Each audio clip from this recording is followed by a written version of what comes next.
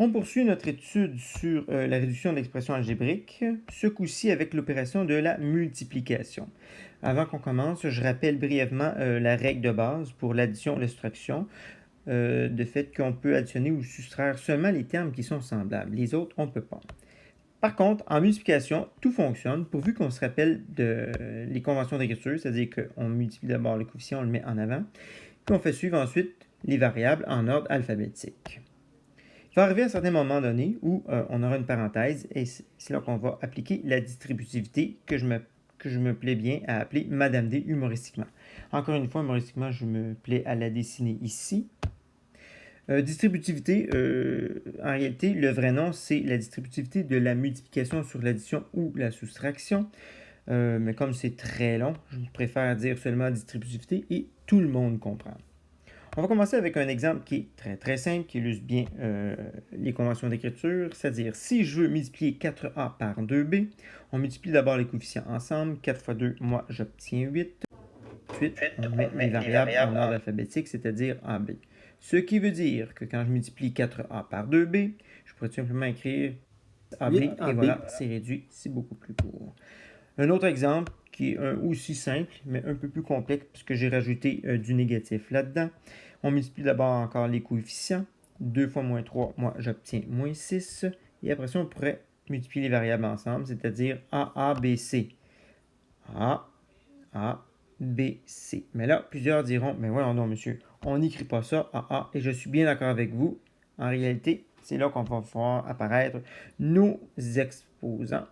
Donc, c'est A au carré BC. Ce qui veut dire que la multiplication de 2A par moins 3 ABC, le résultat, c'est moins 6A au carré BC. On commence notre étude quand on vient les parenthèses et qu'on va appliquer la distributivité. D'abord, j'ai une parenthèse. Dans la parenthèse, il faut toujours se demander si on a des termes semblables qu'on pourrait additionner ensemble. DA et pas DA, je ne peux pas. Je dois me débarrasser de la parenthèse. Qu'est-ce qu'il y a devant? Il y a un 5. Ce qu'on ne voit pas, c'est qu'en réalité, c'est 5 fois tout ce qu'il y a dans la parenthèse. Donc, je vais distribuer le fois 5 partout dans la parenthèse sur chacun des termes. Ici, on y va 4A fois 5, moi j'obtiens 20A.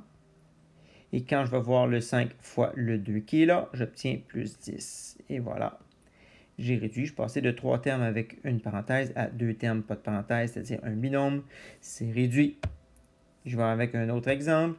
Ce coup-là, un peu plus complexe parce qu'on voit apparaître le négatif qui est là, mais ça ne dérange pas. Nous, on est habitué avec du négatif, on est très bon.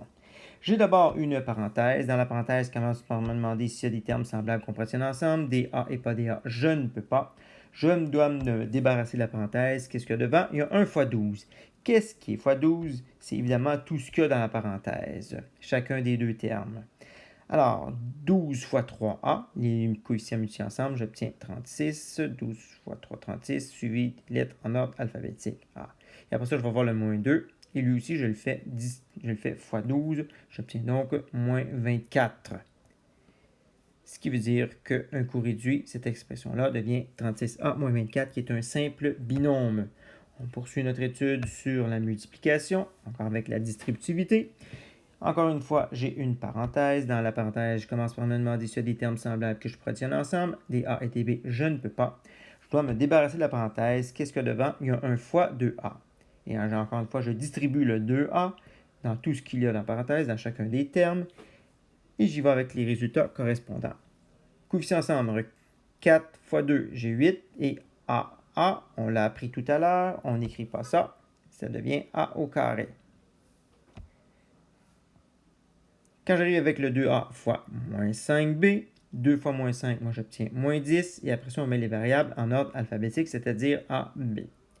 Ce qui veut dire que l'expression ici, un coup réduit, devient un simple binôme, c'est-à-dire 8a carré moins 10ab. Un autre exemple qui là est très compliqué, parce que là, on implique un négatif devant la parenthèse. Ça ne fait pas grand-chose de plus. On commence d'abord par regarder dans la parenthèse s'il y a des termes semblables. A et B, j'en ai pas. Je vais me débarrasser de la parenthèse. Qu'est-ce qu'il y a devant? 1 fois moins 3. Qu'est-ce qui est fois moins 3? Chacun des termes qu'il y a dans la parenthèse. Moins 3 fois 4, ça fait moins 12, suivi des variables en ordre alphabétique. Moins 12A. Après ça, ici, moins 3 fois moins 2, un négatif multiplié par un négatif donne un positif, donc ça me donne 6 et moins les lettres en ordre alphabétique, 6b. Ce qui veut dire que ceci, un coût réduit et un coût distribué le moins 3, j'obtiens un simple binôme, c'est-à-dire moins 12a plus 6b.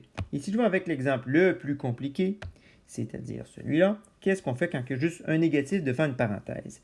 La même chose, au début, je commence par regarder s'il y a des termes semblables dans la parenthèse et il n'y en a pas. Je vais me débarrasser de la parenthèse. Qu'est-ce que devant? Un négatif. Il ne faut pas oublier que c'est comme si c'était un moins 1.